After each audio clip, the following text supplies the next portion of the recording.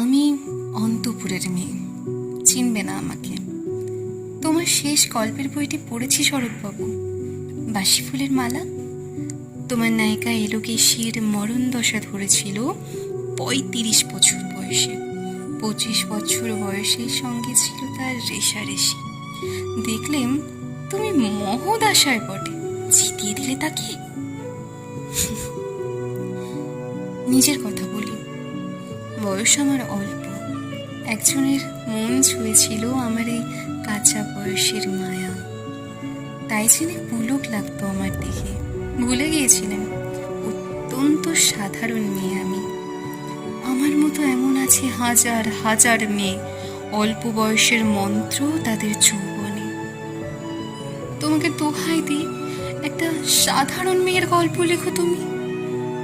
বড় দুঃখ তার, তার